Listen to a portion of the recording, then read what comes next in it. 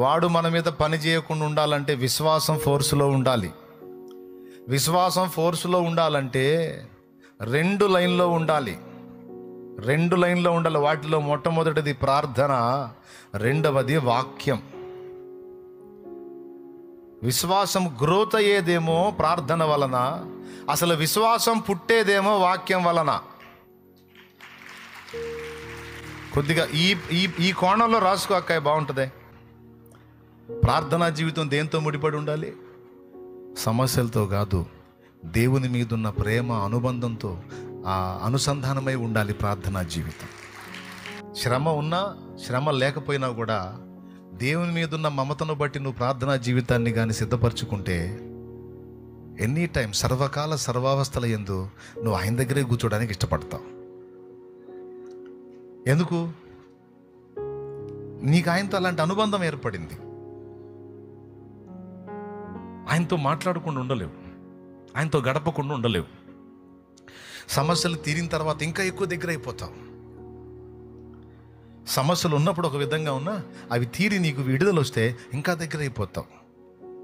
ఆయన్ని ప్రేమిస్తే, ఆయన మమతతో నువ్వు కనెక్ట్ అయితే ఆకర్షించబడతావు. ప్రార్థనా జీవితం అలా డిజైన్ చేయబడాలి. ఏమన్నా అర్థమైంది నేను చెప్పింది? నిజంగా చెప్పండి, అర్థమైన వాళ్ళు ఎవరు? ఏం అర్థమైంది? ప్రార్థనా జీవితం దేవుని మీద ప్రేమను బట్టి ఏర్పరచబడాలి, కానీ మన సమస్యల్ని బట్టి కాదు. సమస్యలను బట్టి అయితే సమస్యలు తీరినాక అది మారిపోయింది. అందుకే సైతాను కూడా 4 మెతుకులు రాలుస్తాడు, కొన్ని నీకు అందేటట్టు చేస్తాడు.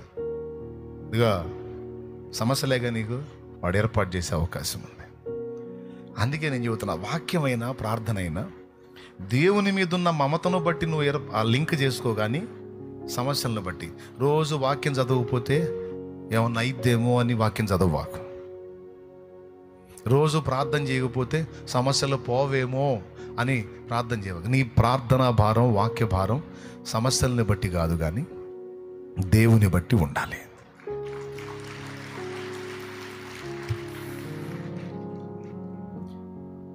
ఓకేనా? దుఃఖం కలిగిందనుకో సమస్యను బట్టి ప్రార్థన, సమస్య తీరిందనుకో ఆనందాన్ని బట్టి కూడా ప్రార్థనే. అప్పుడు సైతానుగాడు వేసుకుంటాడు ముసుగు. ఈ మనిషిని ఏం గదిలిచ్చినా సరిపోయి ముందు మోకాళ్ళు వేస్తుంది. ఈ మనిషి జోలికి పోవటం వేస్ట్ అనుకోవాలి వాడు.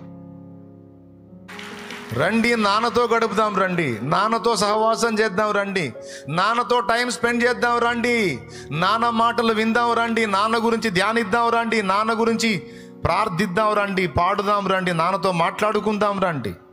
మీకు ఆ విధంగా సిద్ధపడతారని నేను నమ్ముతున్నా. నా హృదయం ఎంత అభిలషిస్తుందో అలా వెళ్ళాలని, నా మనసు ఎంత ఉవ్విళ్ళూరుతుందో అలా వెళ్ళాలని, సమయమందును అసమయమందును, మధ్యరాత్రిలోను తెల్లవారుజామును ఆయనతో కూర్చోవాలి, ఆయనతో మాట్లాడాలి, ఆయన్ని మహింపరచుకోవాలి.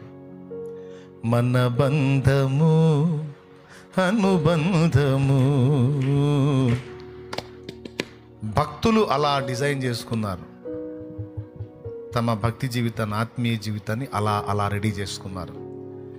అందుకే విశ్వాసులు పడతా లెగుస్తా మండుతా చల్లారుతా ఉండొచ్చేమో, కానీ దైవజనులు అలా ఉండరు. చూడు, వాళ్ళ ప్రార్థనా జీవితం కానీ, వాక్య ధ్యానం కానీ, ఆత్మీయ అనుభవాలు కానీ అలా ఉండవు. చూడు, ఆ విషయంలో మెళకువగా ఉంటారు. ఎందుకు? అలా ఏర్పాటు చేసుకున్నారు దేవునితో అనుబంధాన్ని. ఒకవేళ ఇంతవరకు నీకు అలాంటి అనుభవం లేకపోతే ఇక నుంచి నువ్వు అలా డిజైన్ చేసుకో. సమస్యను బట్టో సంతోషాన్ని బట్టో కాదు, సర్వకాల సర్వావస్థల యందు ఆయనతో గడపడానికి నీ మనస్సు ఉవ్విళ్ళూరాలి. ఆయన కంటే ఎక్కువ ఏది లేదు అని నీకు అర్థం కావాలి. నా ఇంట్లో నేను గతంలో రాసుకున్నాను, ప్రార్థన కంటే, వాక్య ధ్యానం కంటే మించినది ఏదీ లేదని నీవు ఎరుగుదువా? దానికంటే ఉన్నతమైన పని ఏమిటి అని రాసుకున్నా, క్వశ్చన్ మార్క్. దేవుడితో మాట్లాడుట కంటే, దేవుని స్వరము వినుట కంటే ముఖ్యమైన పని ఏమిటో చెప్పమ్మా అని రాసుకున్నా.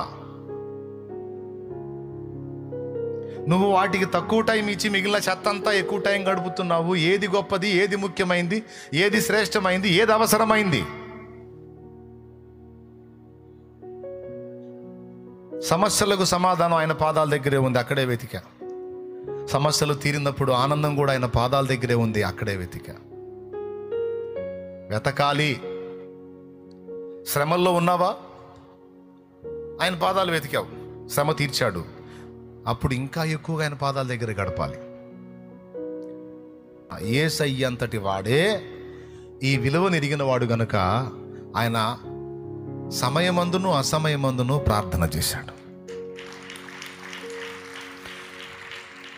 దినమంతా పని చేయుచు నాదుడు యేసు జనుల బాధలు మోయుచు. దినమంతా పని చేయుచు నాదుడు యేసు జనుల బాధలు మోయుచు.